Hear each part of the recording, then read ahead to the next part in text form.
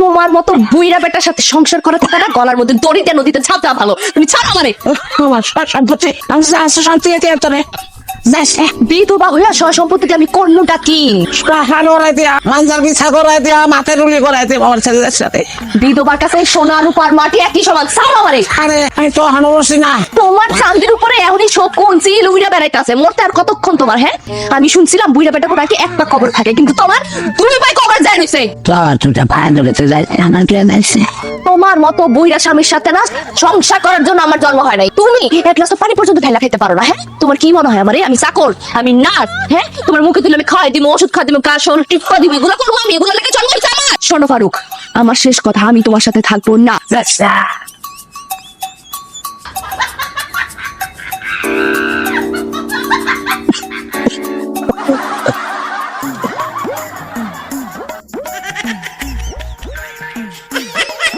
ঘটনা কি?